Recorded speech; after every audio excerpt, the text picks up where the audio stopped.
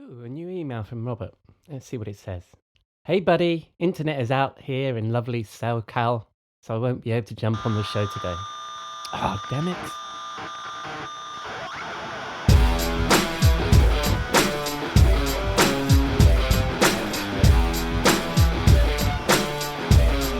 Hello, and welcome to episode 255 of Rockstar CMO effing marketing podcast. It's Saturday, the 25th of January. I hope you are well and staying as sane as you feel you need to be. You might be expecting an episode of the Rose and Rockstar, our new spin-off of our virtual bar, but we normally record that on a Friday night, and my chum Robert Rose had his internet cut off yesterday. So you just have me, your host, a CMO, but not a rockstar, Ian Truscott, for another solo special. If you're a regular listener, you'll know that Robert lives in California and indeed was close to some of the fires this past few weeks. And while he was briefly evacuated, fortunately the fires missed his immediate neighborhood, and I'd encourage you to listen to his This Old Marketing podcast to get all the details. But we still need to pay the bar tab. I'll be back in a moment. We'll be right back after this word. We'll be right back. After this word. We'll be right Winter, a time filled with outdoor fun and games. Until a pipe freezes and bursts. Don't let winter weather burst your pipes. Mow & Flow monitors your home's water and shuts it off automatically.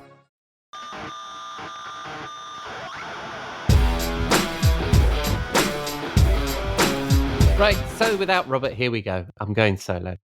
It's been a few weeks since I mentioned it, but last year I was attempting to write a book based on the 5 effing B2B marketing fundamentals that you might have heard me and my other regular collaborator, Jeff Clark, talk about.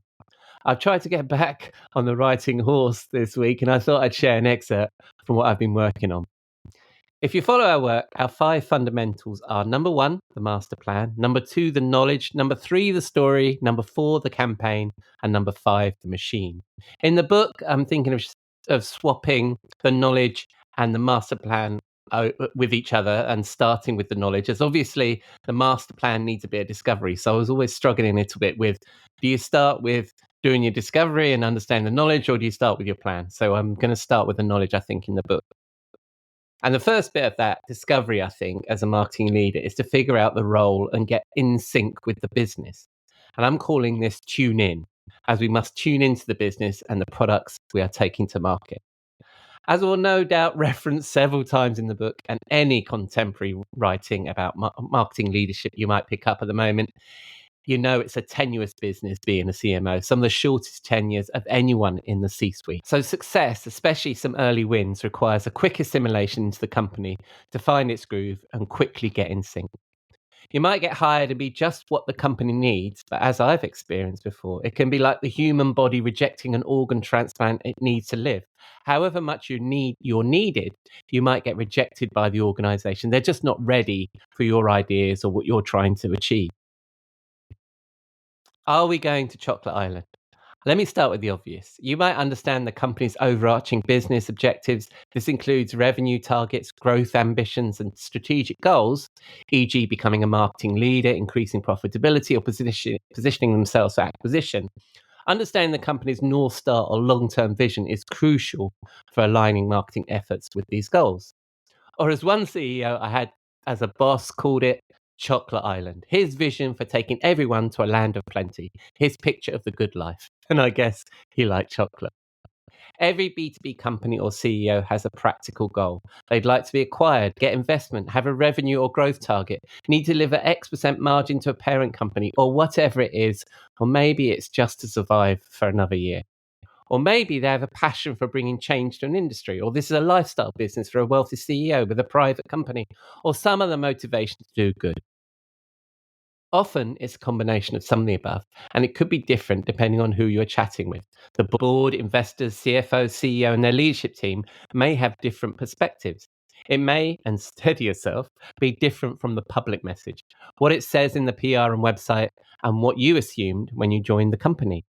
These goals or aspirations will have a time horizon, sometimes driven by some external force like an investor, personal ambitions, or like a business I worked in, a roll-up company made of acquisitions. It needed a certain momentum of acquisitions to feed the business. You need to understand where you have entered the story of this business, where you are in terms of that timeline. Whatever these goals are, the important thing is having these conversations, understanding what is really going on and mapping these motivations out. You are learning not just the company's goals, but the leadership team's hopes and aspirations. This should also inform your goal settings and objectives, or OKRs, as we recommend here on Rockstar CMO. I'll discuss that later, but it's and further on in the book, but it's worth a mention here. Sounds obvious.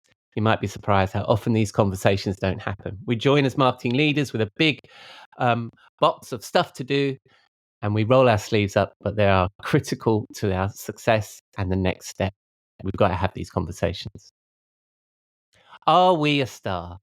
We tend to define marketing as either B2B or B2C broadly, but like there is a big difference between marketing insurance or high-heeled shoes in B2C, it's the same in B2B. We don't all have the same goals and challenges, which is not only determined by the products we sell and the marketing category we sell into, but it starts with understanding the profile of our B2B company. And you may have heard us talk about this on the podcast before. There's certainly a law for anybody writing a business book that touches on coming into a new role. To mention Michael D. Watkins' very excellent The First 90 Days. He refers to evaluating where a business is using the STARS model. And at a very high level, you'll know where the company is in terms of being either a startup, where you've got to focus on growth and awareness, a turnaround, where there's urgent need helping to recover that company, whether it's an accelerated growth, a scale up, often following a new investment, whether it's a realignment, there is a reorganization or shift in focus or a reaction to a market change, or the S, sustaining success. So there you're maintaining growth that you've demonstrated in previous years. So that's the STARS model: startup, turnaround, accelerated growth, realignment, or sustaining success. Deciding which one of these stars we are helps frame the challenge and how we approach marketing and the goals we have. This will help frame our conversation with the C-suite if we all understand the business's fundamentals. Clearly, each of these stars has a different need for marketing. A startup, you need to focus on awareness, not just of the product, but maybe also the category or the problem that's being solved, especially if this is a new solution in market, and maybe a prominent investor persona that you need to market to. So it might be that part of your challenge as a marketer is actually marketing the company to an investment community, not just to the buyer. Then there's the turnaround. And the urgency here will be for demand generation, to quickly bring in some revenue so that it can turn the company around and to prove the activity that you're doing, to prove that this company can be turned around. And maybe there's going to be a great deal of customer marketing involved here to avoid churn. You don't want to lose the customers you already have. Clearly, there's a challenge in the company at the moment. You want to maintain that revenue while you turn the ship around and maybe bring out some new products or maybe reposition the company in the market.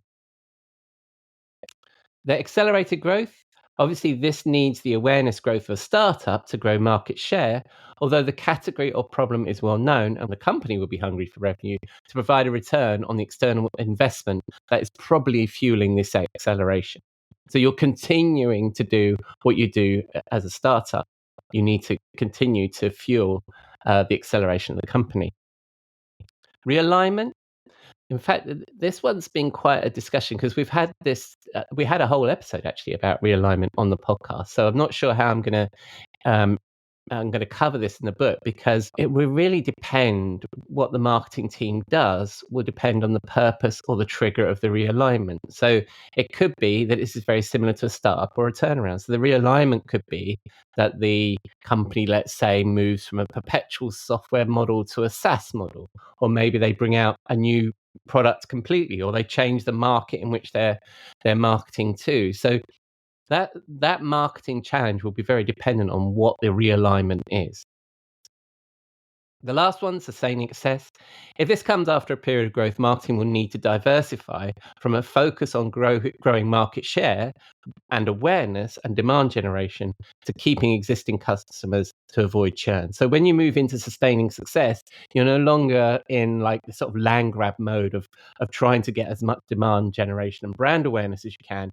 You've now got a group of customers, a new persona that you need to keep satisfied so that you can maintain the revenue that you're getting from them. After all, in B2B, we're almost all SaaS businesses, and we're also dependent on our recurring revenue. Once we understand that, where we are on the STARS model, and whether it's a startup, a turnaround, whether it's accelerated growth, realignment, or sustaining success, we should then overlay this on the type of product we are positioning into the market. Is it a fast-growing, low-cost SaaS solution that the buyer can purchase on their credit card? Or is this a multi-year professional services engagement that will need to be signed off by the CEO? So it's important that while we look at the STARS, we need to figure out, well, what's our position? What's our product? How do we fit in with that? Then we move on to the market. So in a moment, I'm going to talk about developing our ideal customer profile. And also in the book, I'll talk about obviously creating personas and dive into that kind of detail. But in this sort of initial tuning phase, we need to get a general idea of the opportunity and figure a couple of things out.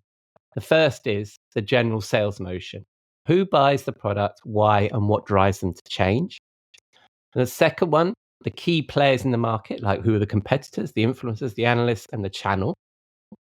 And the third one is the maturity of the market. Is it an established mainstream category that buyers will ask for by name, like a CRM solution, or are we selling to early adopters in an immature market that's definition is still forming and therefore requires some marketing of the problem and the solution? It may even need marketing of the acronym that we're now describing this category as. The next thing is the company culture and appetite for change. Having a sense of where this company is headed and where it is now, you'll recognize that some change is needed. And it's quite likely that's why you've been hired, right? It's because there's a recognition that things need to change, that marketing needs to be improved, or that we need to invest more in marketing, or that there's another specific challenge in the business that marketing can help with. However, every company has its own culture and willingness to embrace change. And again, this will vary between your leadership colleagues too. And marketing may sit in the middle of this. For example, you may work with a bold, gung-ho CEO, as I have before, and then have a more conservative CFO. Both of these stakeholders will be critical to your success, but neither may represent the true culture of the business or the appetite for change. And you'll need the broader business on your side. So you need to figure out, can this business be moved at the pace that maybe you feel that you'd like to move it as a marketing leader? Or do we need to sort of temper some of that and bring some of these people on board with some of these ideas? So as part of this tuning phase, you must gauge the leadership team's attitude towards innovation and risk. Are they conservative, or do they welcome bold transformative changes? This understanding will help frame our marketing strategies in the way the leadership and teams can accept and support. Which leads me on to the next section, which is communication. Sometimes this is what we describe as, and you'll hear this as that sort of the secret to some CMO success is communication, or as some call it, marketing the marketing. So in this tuning phase, we need to figure out how the business communicates and establish access, cadence, and lines of communication very early. So how is it we're going to work with the other members of the leadership team? How are we going to work with the CEO? What sort of dashboards do we need to create? What sort of meetings do need to happen?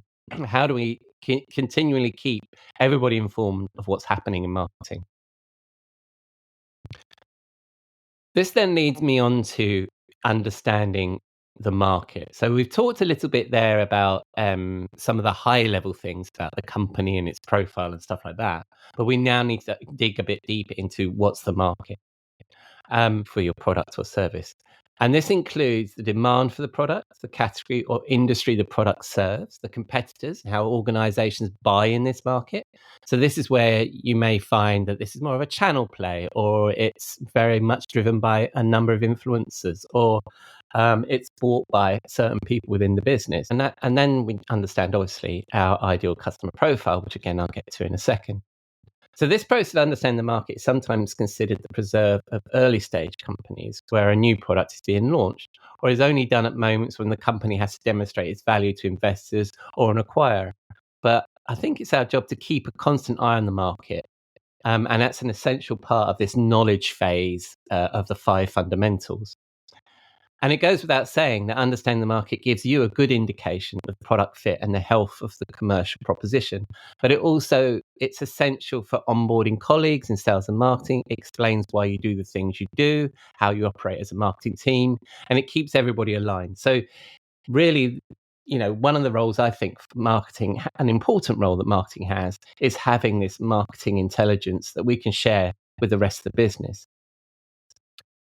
And of course, this is really important when you come into the business in the first 90 days, when I was talking about this tune-up phase. But it needs to be something we regularly do. We regularly evaluate the market, regardless of how mature the business is or how long we've been at the company, because things can change very quickly. And not just in the obvious ways like new competitive technologies and processes. You need to look at what's happening in the market or category of your ideal customer and the factors that impact their business and the problems you solve for them, how they buy, their priorities, or the people that make up the buying group.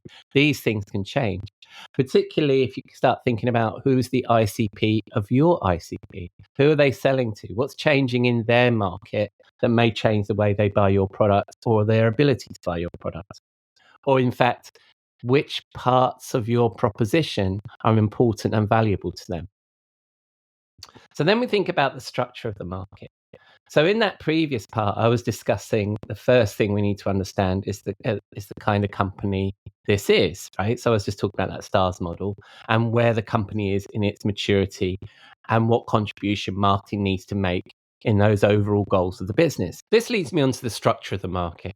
In the previous section, I discussed that the first thing to understand is the kind of company this is, where it is in its maturity, and what the contribution marketing needs to make to the overall goals of the business. And depending on the maturity of the company, the structure of the market could be very different. And this will be the first thing to understand. And what I mean by the structure of the market is there a recognized category, which probably has a 3-letter acronym that the buyer knows and the analysts look at? And it's that thing I was talking about earlier on about, is this a CRM or is it something that people need some education around? Are the pains and needs that the solutions in this category solve, are they well understood by the buyer? So is this something that people are immediately going and looking for and wanting to buy? Are there any obvious competitors beyond doing this manually or with a spreadsheet or however organizations are currently solving this problem? Do you actually have competitors that make up the market? And then how do organizations then buy, and who does the buying? Is that well known? Is that something that happens consistently across different businesses, or is it a bit more ad hoc? Now, understanding each of those 4 points will give you an idea of the marketing challenge and the likely goals. In early stage companies, often this understanding of the market is more of a conversation that can be framed as a solution looking for a problem. And this can be an exciting time as there is scope for exploring how the product, its underlying technology, or the knowledge of the smart folks that built it can be applied to different business problems in different industries and categories. The challenge could be that there is not an established market. And I don't mean that there is nobody with the problem that the solution solves or the budget to buy something to solve it. Let's assume we've got that. It's that the structure of the market doesn't exist. So that means that we need to do some work to sell the problem. This might sound obvious, but like a physical market, if the buyer can't find it, there are no other stalls, it's not a market, it's just you. And yes, we might feel like we are unique, but being too unique might suggest there is no established buyer need. Maybe you are too early, or you're creating a new niche, especially in an early stage company or companies looking to pivot or invent a new category. They need to do a lot more work in establishing what that market is. If the market has an established structure, then the next steps in understanding the market are much easier. So understanding the market. Having established that there is a market, then there are 2 things we need to understand. The size of the market, often called the total addressable market or TAM. And to do that, we need to understand our ideal customer profile. For the purpose of seeking investment and figuring out the potential for the product, solution, or whatever it is that we're selling, and ultimately the whole business, understanding the maximum size of the market using the broadest set of customer definitions makes sense. However, of course, we're not going to hit the whole market in one marketing motion. Even if you're going to deliver the entire market on a plate to sales, it's unlikely they could service them all. So therefore, you want to consider the smallest number of customers you need to sustain your business today, especially if you're launching a new product or opening up a new market. And of course, Seth Godin refers to this as the minimum viable audience. The temptation when thinking about market size and the ideal customer is to make this as broad as possible. But of course, very few B2B products or services are for everyone. There is a special kind of someone that chooses you over your competitors. If we think you're selling to everyone and define a broad ideal customer, we are creating the foundations that will guide our marketing to be much broader. And when we create marketing that is for everyone, it gives us less opportunity to be specific for someone. It makes us become average and less distinct. In the book, I'm going to talk about how important it is to be distinct later on. But at this point, while we should acknowledge the broader market and the potential of that market and how big it could be, we should lay the foundations of our marketing campaigns by taking a narrow focus on the smallest number of people we need to buy to influence and to market to. Now, obviously, when we're talking about a market and understanding our market, we also need to think about market forces. Because markets, of course, are not static. Even the most staid B2B markets are subject to change and disruption. I mean, do you remember Siebel? I mean, if you're under 40, you've probably never heard of them. Here was a dominant player in what was, by the early 2000s, an established category called CRM. And yet today, Salesforce and a slew of other vendors are the brands making up our shortlist, while Siebel has been assimilated into Oracle and is kind of forgotten. As we understand the market, we need to look out for a number of things that might change. So the first of those would be technological advancements. So this is kind of obvious, right? So I've just used the example of Siebel. So Salesforce embraced the cloud, and that disrupted the market in CRM anyway. And actually, the cloud has disrupted the market for a lot of software categories. And of course, as I'm writing this book, or as we talk today, a slew of industry commentators are trying to understand what categories today's technology and innovation, artificial intelligence, will disrupt.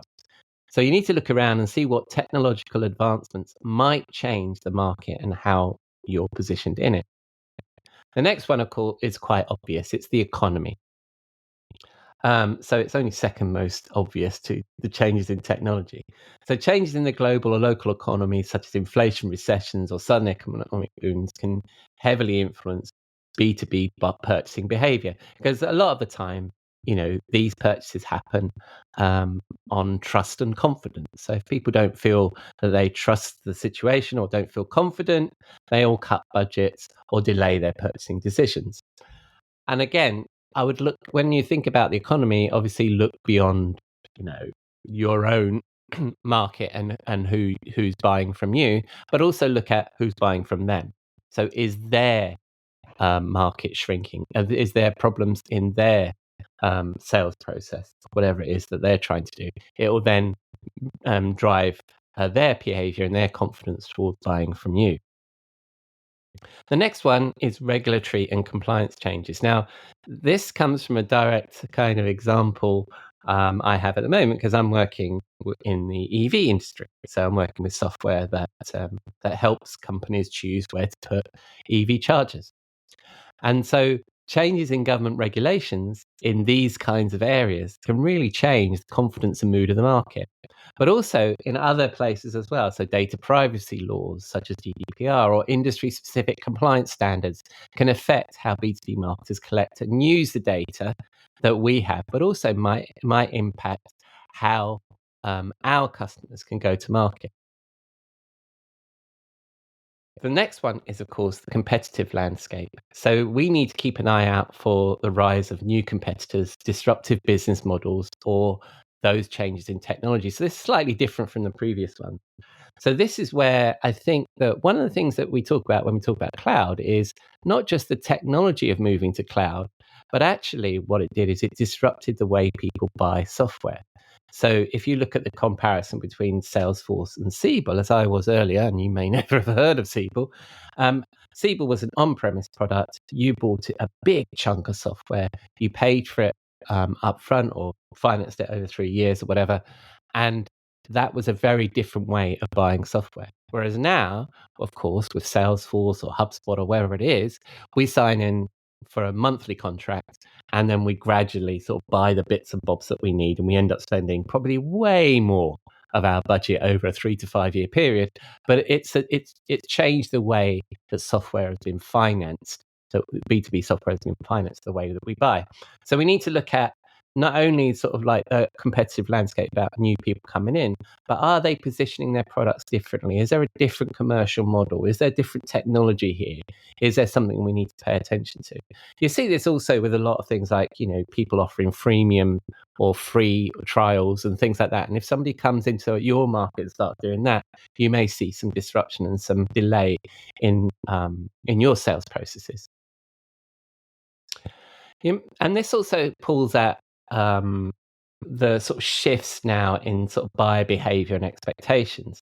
So our buyers are becoming more self-sufficient with their research, right? So there's a lot of research being shared about this. So about how buyers are now not talking to vendors until they have their shortlist, and are 20% through their buying process before they actually talk to you as a vendor.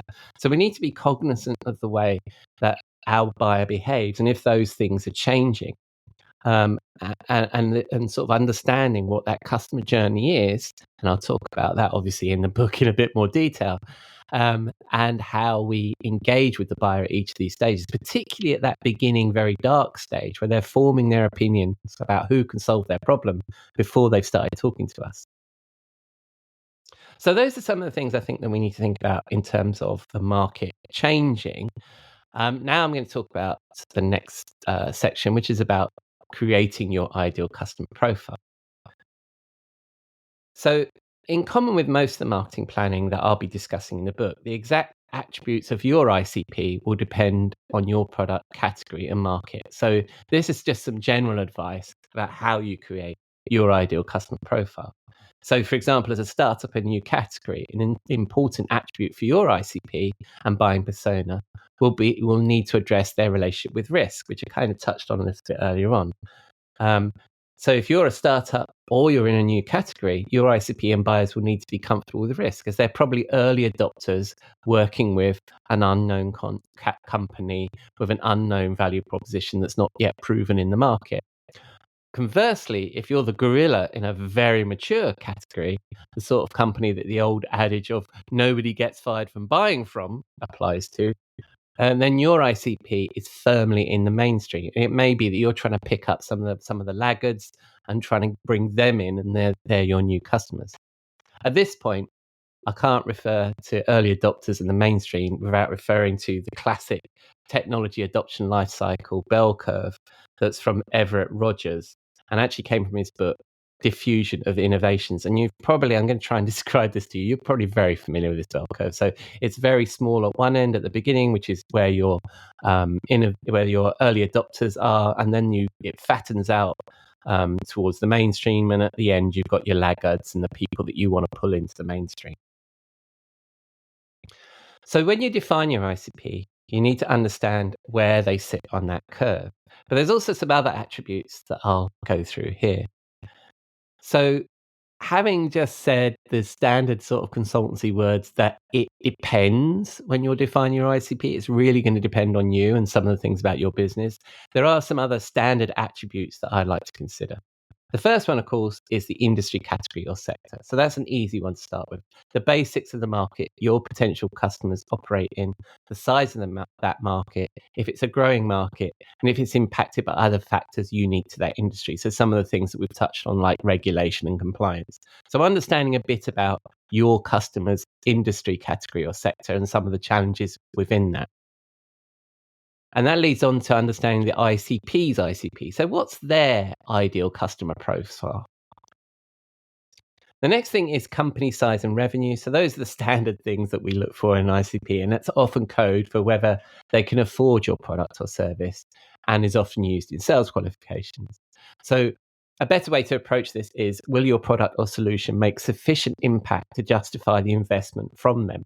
The third one is business goals and needs. So we need to define what is driving this business and the industry factors that might be influencing those business decisions. And to do this in the broadest sense, not just the specific problem or need our product or solution solves. What are the general problems that our buyer or the people that we want to influence have within that business? What are their needs? What do they need to achieve? And then when we start to think about the problem that we solve, in our ICP, we need to think about how they solve the problem today. So this is where we start to get a bit more specific about our product or solution and the way that it fits. How do they do it today? I'm willing to bet there's a spreadsheet involved, but is that the sorts of things they do? And also, what is going to compel them? Is my next one, is what's going to trigger the change? What's going to compel them to move on? One of the biggest competitors in B2B is actually not one of your standard competitors, but it's actually do nothing. So why does your ICP need to change? What's driving them to look for a solution? The next one I think I've covered already really is their relationship with change or risk. So as I mentioned previously, we are trying to inspire change. That's basically what marketing is trying to do, especially in those early phases of the buyer's journey. We're trying to get them to change what they're doing, take a look at us, and use our solution. So it's really important to understand what is going to be their relationship with change and what are their feelings about risk and how this change will affect them or their business. Are they an early adopter of new ideas? Are they a mainstream buyer of proven products? Or are they a resistant laggard who will only change when it becomes inevitable, which is really what I covered earlier on. The next one is how do they make decisions and buy? So we need to define who the buyer is, but also, in B2B, typically that isn't just a single person. It's a group of people. So who influences the buyer? Who are the gatekeepers? Who are the ones that may not say yes, but they may say no? So typically this will be somebody in procurement or somebody in IT. And how is that decision made to buy your product or solution? And actually, sometimes, and I've found this in a previous role where we sold to government, understanding the procurement process can be quite a valuable skill your salesperson has to give to the buyer. So your salesperson actually can guide the buyer through how they can get their project funded and how they can actually procure the software to help it happen. So you may find that there's some expertise within your sales team of procurement that maybe the buyer actually finds very useful. And we always talk about being useful, right, as content marketers. And there's some additional attributes that I like to consider with an ICP that really would depend on what your product or solution is that you're positioning, but could be very important for your ideal customer. So things like their current technology, a bit like what I was saying just now, is how do they currently solve the problem? But it's not just the current technology that solves the problem that you're intending to solve for them, but also what are the other existing systems and what's the ecosystem around that and how will you integrate to it? What's their technology bias? Do they like to create best of breed collections of software that they can integrate together, or do they like to buy the big monolith and then implement that? What are their technical capabilities, assuming you're selling a technical product, right? And how do they feel about new technology, and what are the skills they have in the business? The next one could be, an opportunity for a commercial relationship opportunity. So are there attributes of your ICP that indicate a potential for growing your business within their organization? So maybe this ICP is a beachhead into a larger commercial opportunity with a larger company group or industry body. So this is where you might think about those sort of free trials, freemium models and things like that, or a limited product that you sell to them initially, because what you've recognized in this ICP that if you can sell that one first thing, that then creates a beachhead into you doing customer marketing into that larger business and broadening your footprint there. The next one is readiness. So how prepared is this business for change? So I keep mentioning this about change and risk, but I think you need to get that sense of inside your ICP, are they prepared for change? So some final thoughts there on ICP. So you need to do this with a very open mind, without what I call post-marketing rationalization. And this is a temptation we fall into in B2B marketing. We build an ideal customer for the product we have today. So we tend to look at the features and functions that we have, and then we build a bunch of needs around those features and functions, rather than think about what is the needs of the ICP, and then how do our features and functions fit that, and potentially how can we make our product, a service, or the way we position ourselves better to fit the customer rather than have this messaging fit our product. Right? So we need to maintain a balance because we're looking for a market for the product, but we need an open-minded discovery of these attributes that could reveal additional opportunities for us, both in marketing and how we can help with a content marketing strategy and for the product. This process of discovering your ICP may also help you define who not to sell to. So I think a lot of when we talk about our ideal customers, one of the things that I think is an interesting exercise is not just to think about who you are for, but who you're not for, because then that helps you sort of put some barriers around, who is what I like to call your tribe, because I picked that from Seth Godin. But who it's good to know who you are for, but who you're not for. So I think that's quite enough for me for a Saturday. I'd love to know what you think. There's a little bit of repetition there now that I've read it out, so I'd love to know if that worked for you or whether you liked it. And God knows I need encouragement to get this book finished. And going solo and doing these takes a little bit of prep compared to the regular interviews that I do. So again, love to get your feedback.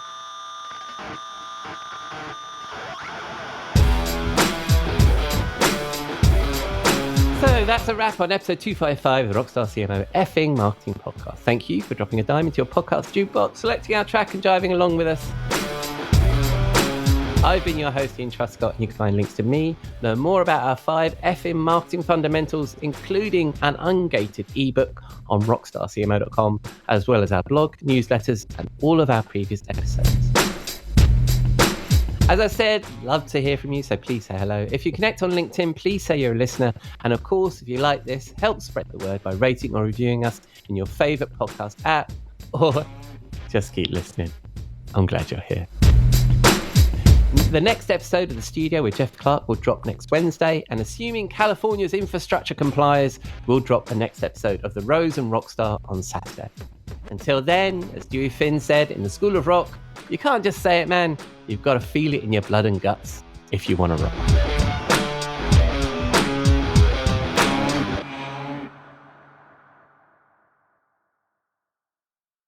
This podcast is heard along the Marketing Podcast Network. For more great marketing podcasts, visit marketingpodcasts.net.